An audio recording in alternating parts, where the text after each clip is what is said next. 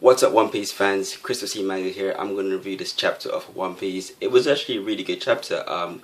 Compared to the last couple of chapters we've been getting, this has actually been a really straightforward chapter. I mean, easy to understand, easy to follow. I mean, I actually enjoyed it quite a bit compared to what we've got before, where it's just jumping from scene to scene to scene, character to character to character, where I just get confused. This is actually, you know, it's a good chapter. That's basically what I'm trying to say. It's easy to understand, and I didn't have a problem with it. So let's get into the review. So, you know, obviously Luffy defeated Xing Zhao, whatever that fat dude's name is, and you know, Cavendish. You know, this guy's obviously, he still holds a grudge against, you know, Luffy's generation, and obviously Luffy himself. So, you know, he's actually, as soon as Luffy's finished the match, basically he's gonna attack Luffy. So he's you know, does his little sneak attack. Obviously Luffy, being the badass he is, he actually blocks it.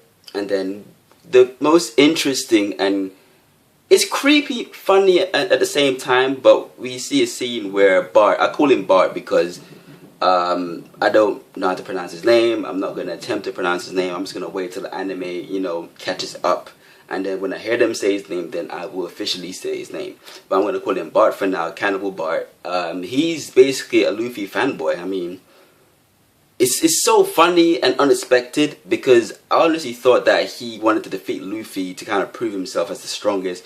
Or, you know, the most generic reason why someone wanted to defeat Luffy. I mean, everyone has their reasons for beating Luffy, but it all kind of boils down to the same thing. They want to be the best. They want to prove that they're strong enough to defeat Luffy, and then blah blah blah, Pirate King. And it's so interesting and fresh to see that this, I mean, Bart is really strong. From what you've seen, I mean, he has a really interesting and really cool devil fruit ability to create barriers, basically, which is actually really, I mean, kind of OP in my opinion. But anyway, he has a really good ability. He's quite strong, and to see someone this powerful who is a fan of Luffy, it was unexpected to me, and that kind of made the chapter for me. Anyway, he says that you know, we find this out basically when a couple of guards are walking by when Luffy and Cavendish were having a little squabble. And, you know, they said, oh, Cavendish is still calling Lucy Straw Hat. And they're saying, you know, Straw Hat, was that the guy whose brother got killed, you know, at Marineford? And then he's like, yeah, I mean, he couldn't save his brother. I probably could have. Or something along that line. And then this actually pissed off Bart. And he actually basically pushed the guy against the wall with one of his barriers. And is, you know, squeezing the living hell out of him. He says, you know, don't you dare insult Luffy Senpai, basically. And that just came as a surprise to me. He's just basically bigging up Luffy, saying, you know, you knew Luffy was something special the first time you met him, you know, back in Lodgetown, when, you know, Luffy claimed that he would be Pirate King on, you know, the execution platform that Gold Roger got killed, basically. Bart was in the crowd when Luffy actually said that, and, you know, that's inspired him, because he was just a low-time, you know, crime boss or something, and then basically Luffy inspired him to become something more. And then, you know, he has this great admiration for Luffy, but I think it's gonna, I mean, I think we all think that, you know, maybe he might join the crew, you know, maybe he'll become friends with Luffy, but there's one thing we're missing. Bart is evil. Now, I mean, yes, Luffy's, they say they're pirates, they say they're not good, but at heart we know that, you know, the Straw Hats are good people. Bart doesn't seem like a good guy. He has a lot of admiration for Luffy, but he's not really a nice guy, because this the same guy that badmouthed Luffy, I think he killed him, because, you know, he took a knife and he grabbed his tongue. Either he killed him or he cut his tongue out. Either way, the act is really violent. And then we get a contrast to that later on in the chapter.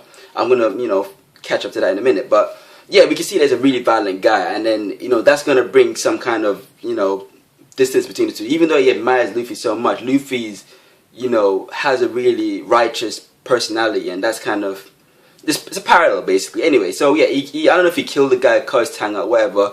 Anyway, Rebecca saves Luffy from Cavendish's stupid rampage, and they basically go off. But before they, you know, go wherever they're supposed to go, he bumps into Jesus, and then so weird saying that. Anyway, and then, you know, Jesus on the phone to Blackbeard, and then, you know, he said, oh, Luffy's here, you want to have a word with him? And then, you know, Blackbeard say, hey, what's up, long time no see. He's basically saying, I'm gonna get Ace's devil fruit power, there's nothing you can do about it, my boy's gonna kick your ass, what's good? That's basically what he's saying. Luffy's saying, yeah, you ain't having my brother's power. You know, that's it, that's their I mean, it's kind of funny because the conversation was quite civil. I mean, you know, bearing in mind everything that went down with them in the past, probably showing how much Luffy's matured over the time skip. You know, he hasn't, you know, didn't go crazy and try to, you know, kick the shit out of Jesus. He kind of just, you know, said, you know what, I'm gonna beat you, so let's wait and see. And he walked off. And then, you know, him and Rebecca went to some place now. She bought him lunch, and you know, they're chilling, having a conversation, and out of nowhere, I mean, they're in this like basement cellar, like a prison cell kind of thing. There's criminals in the cells. One of them tried to grab Luffy, you know, and then this is what we realized, that Rebecca actually wanted to kill Luffy, knowing how powerful he is. She wants to knock out the competition, basically, to make the tournament a lot easier for her to win.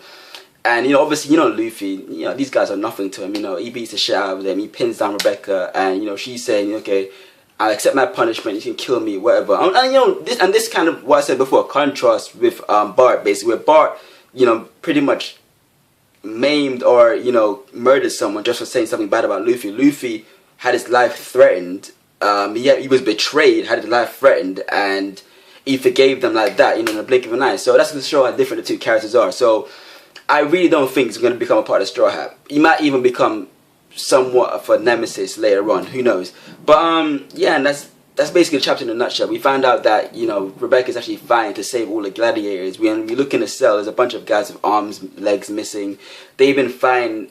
Basically, if you speak out against Don Flamingo, you basically become a slave to the gladiator arena, where you have to fight 1,000. I mean, you have to keep fighting, and if you win 1,000 matches, then you're free. But basically, no one's ever going to win that many matches. So everyone either, you know, gets injured, and then that's it, they retire and they get thrown in a cell, or they try to escape and they get shot down.